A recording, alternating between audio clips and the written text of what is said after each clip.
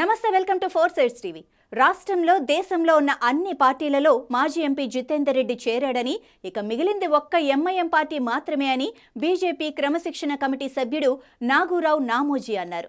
Bharatiya Janata party ఒక సముద్రం లాంటిదని, పోయే నీరు పోతుంటే కొత్త నీరు వస్తుందని చెప్పారు.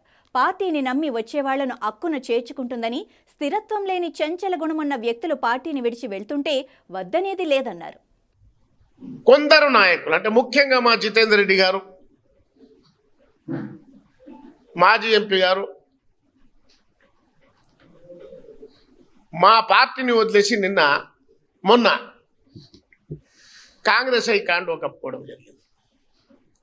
నాకు మంచి మిత్రుడు, నాకంటే ఒక 6 నెలలు పెద్ద, నాకు అన్న.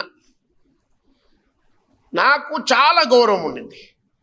ఎందుకంటే ఆయనను తీసుకొని వచ్చి ఆ రోజు రవీంద్రనాథ్ రెడ్డి ఒప్పించి ఈ పార్టీలు తీసుకొని వచ్చి అలయన్స్లో టికెట్ ఇప్పించి ఎంపీ చేసినటువంటి పార్టీ భారతీయ జనతా పార్టీ. ఆయన ఏ పార్టీలో ఉన్నా ఎప్పుడు భారతీయ జనతా పార్టీ పాట పాడేవాడే.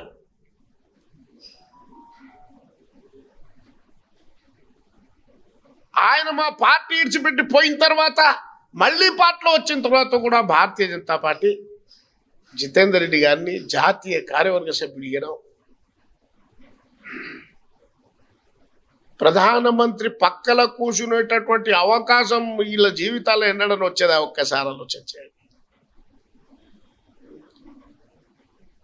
అంతేకాదు సుమా, మొన్న ఎమ్మెల్యే ఎలక్షన్లో తన కుమారుడికి టికెట్ ఇవ్వడం.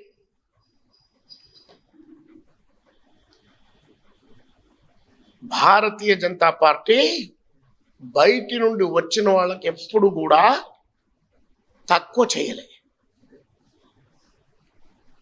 భారతీయ జనతా పార్టీ సబ్కా సాత్, సబ్కా విశ్వాస్, సబ్కా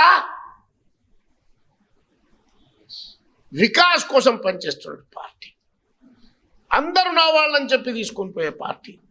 విచిత్రం ఏంటంటే, సరే ఆయన కుమారుడు చిన్నోడు బాబు, ఇంకా రాజకీయాలు తెలుసుకోవాల్సిన అవసరం చాలా ఉంది.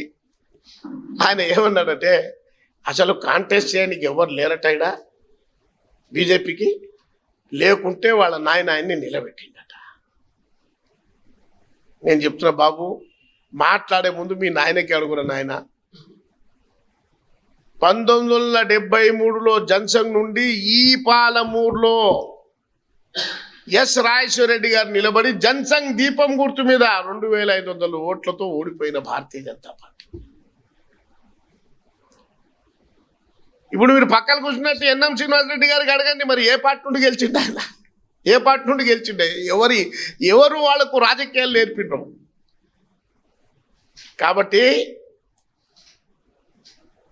ఎవరో మీద వ్యక్తిగతమైనటువంటి కక్షలు పెట్టుకొని పార్టీకి నింద మోపడం అని మంచిది కాదు. ఆయనకు ఆరోగ్యకరమైనది కాదు. నేను ఒక సలహాని ఇస్తున్నా. ఆయన విచిత్రం ఏంటంటే, రామ మందిర నిర్మాణం కోసం ₹1 ఇచ్చి సతీ సమేతంగా పోయి రామునికి ఆశీర్వాదం తీసుకున్న వ్యక్తి కాంగ్రెస్ ఈ పార్టీలో పక్కల కూర్చోగలుగుతారా? కూర్చుంటే మనసు ఒప్పుకుంటుందా? ఒకసారి ఆలోచన చేయాలి. జితేందర్ రెడ్డి గారికి రాత్రి పడుకుని లేకుంటాడు, రాముడు కళలు వచ్చింటాడు. దాంట్లో ఏమనుమానం? అరే తప్పు చేస్తున్నారు నాయన, నువ్వు రామునికి ఓటే. జితేందర్ రెడ్డి ఖచ్చితంగా వాళ్ళ కుటుంబంతో మనకి ఓటేస్తాయి, ఏమనుమానం లేదు. నాకైతే పూర్తి విశ్వాసం ఉంది. అది అయ్యే పనే కాదు. ఆయన చెప్పిండు కదా, కాంగ్రెస్ వాళ్ళ పక్కనే కూర్చొని చెప్పిండు. ఆయన కొడుకు కూడా చెప్పిండు. ఆయన మాకు కూడా దేశభక్తి ఉన్నది. నరేంద్ర మోదీ వాళ్ళ పక్కన కూర్చొని మన ప్రచారం చేసిండు, బీజేపీ ప్రచారం చేసిండు.